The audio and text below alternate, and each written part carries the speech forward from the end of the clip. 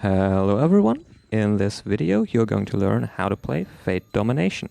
This game is a fan-made reconstruction of Dominate the Grail War, Fate Stay Night, the board game, which is the official product endorsed by Type Moon. Fate Domination is essentially the same game with some minor tweaks, changed terminology and a lot of additional content in the form of new masters and servants.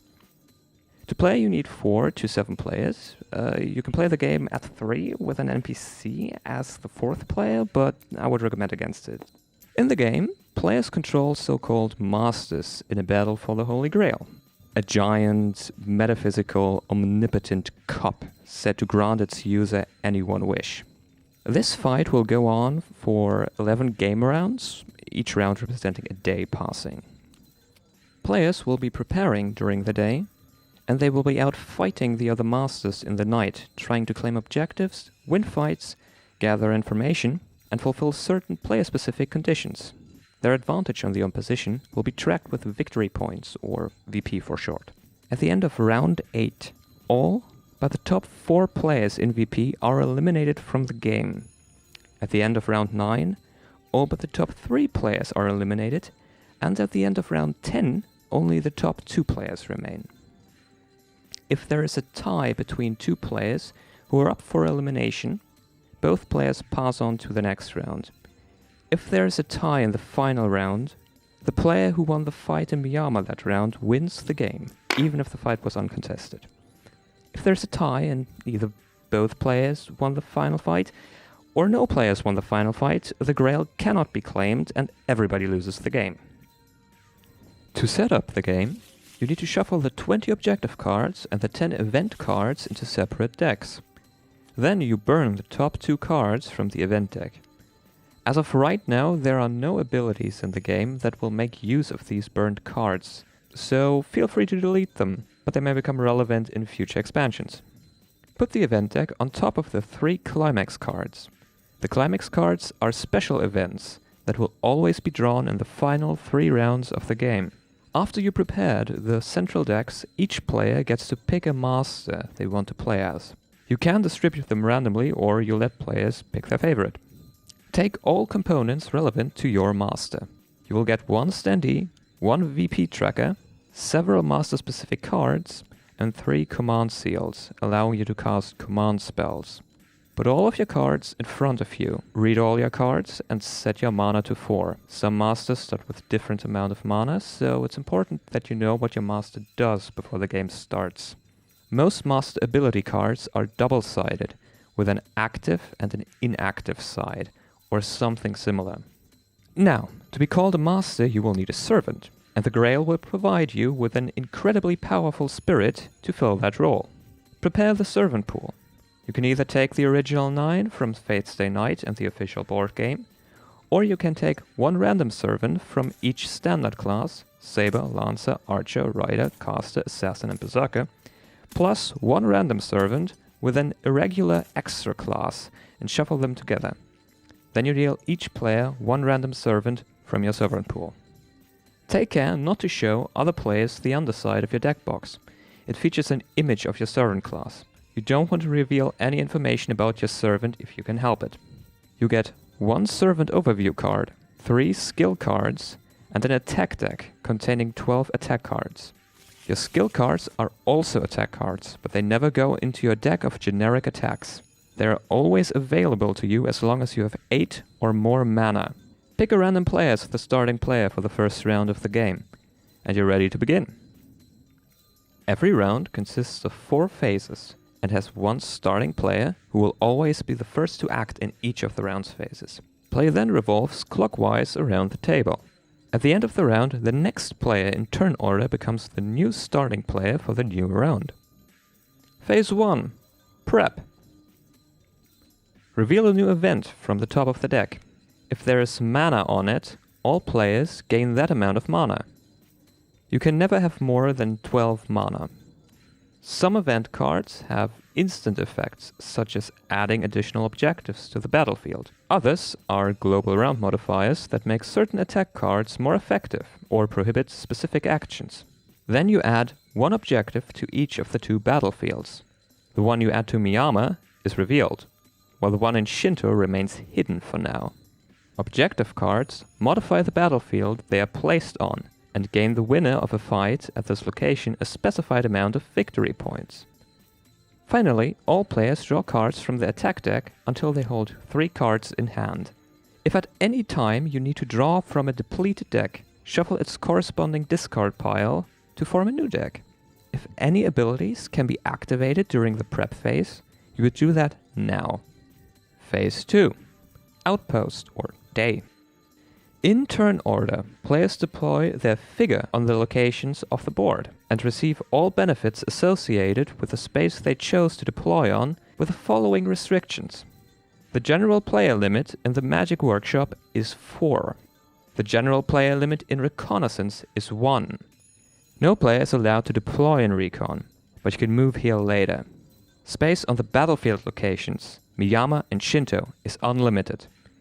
If you are the 3rd player on a battlefield, or you move there later, place your figure next to the terrain advantage spaces. When you place yourself on one of the mana spaces in the Magic Workshop, you immediately gain that amount of mana. When you place yourself on one of the terrain advantage spaces in Shinto or Miyama, you will receive a terrain advantage +3 or +1 during combat on this battlefield this round. More on that later when we talk about combat. Take note that you will only receive benefits from spaces if you deployed on them during the outpost phase. If you move to a location during the night, you don't get anything from them. Once every player has placed their master on the board, it's time for actions. So, Phase 3. Actions. First, reveal the hidden objective in Shinto. Then, each player gets a turn. A turn consists of 2 steps. First movement, then attack, in this specific order. At any time during their turn, players can use the action abilities of the cards they have in play. Most action abilities are on attack cards, preventing you from using them before you've completed the attack step. The most common exception to this are the command seals each player starts the game with. You can play command seals at any time during your turn, and you can play as many of them as you like, but you only get 3 per game. Once you use the seal, turn it face down to mark that it's gone. Step 1. Movement. You may move if you are in the Magic Workshop or an otherwise empty battlefield. If you are on the same battlefield as any number of other players, you're considered to be engaged in battle and can no longer perform a movement step. You can only move in one direction, from the workshop to Miyama to Shinto to Recon. You can move any amount of spaces, but you have to pay the movement costs printed on the starting location and each location you pass through. For example, if I wanted to move from the Magic Workshop to Shinto, I would have to pay 1 mana for a movement out of the workshop, plus 2 mana for a movement out of Miyama, for a total of 3 mana. You skip locations you go through, so even if 1 or more other players are in it, or something at the location prevents movement from or out of it, you can still move through them. Step 2. Attack. Play exactly 2 attack cards. They can come from your hand, or you can use 1 or more of the cards from your skill zone if you have 8 or more mana. You have to play cards, even if you are in a location that is not a battlefield. If you are on a battlefield, you can place 1 of your cards face down, and if you are not on a battlefield, you can play both of your cards face down. These cards are considered to be inactive, and will just go to your discard at the end of the round. Your discard is hidden in this game. The cards you play are played simultaneously. When you play a card that tells you to reveal servant name, you turn all your face down skill cards and your servant overview card face up. After you played your attack cards, you still have time to use action abilities. These abilities are once per turn abilities. If you have multiple copies of the same ability, you can use it that many times.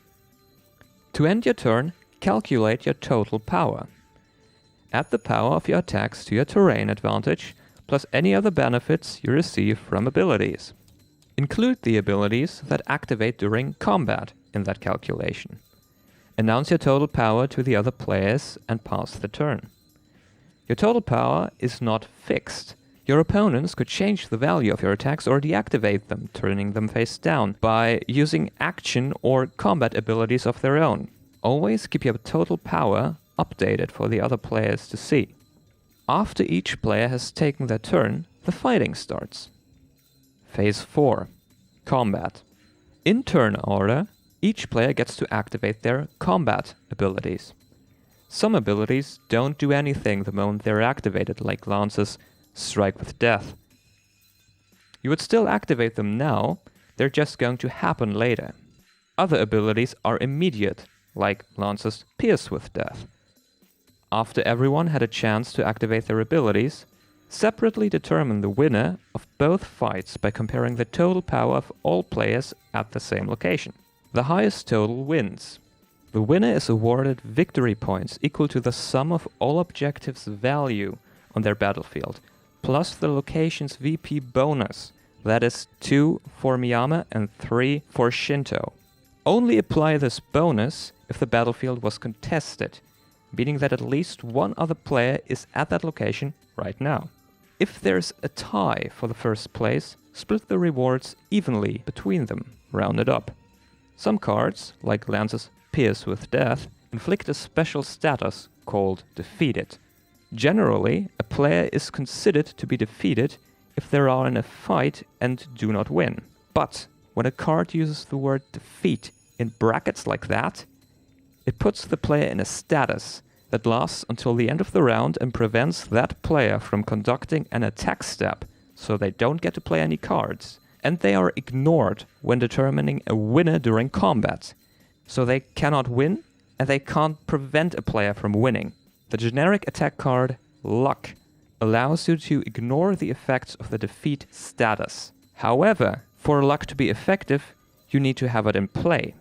And if you are defeated before you can play Luck, it cannot help you. Most cards can only defeat a player during combat, so you're going to be fine. However, there are some exceptions, like Medea's Rule Breaker. Finally, if a player is at recon, they simply collect 2 victory points. After that, every player returns their master from the board, and you discard all face-up objective cards on the battlefields. Then it's time for the next round. The first player is now the last player, and you keep going until the end of round 11 when the game ends. And that's about it. Have fun, the game's good.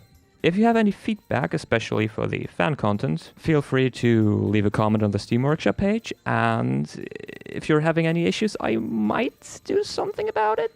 No promises. I also released print-and-play files for the game in the Dropbox link below with card templates, so if you want to make your own cards, there's that. Yeah, have fun with the game.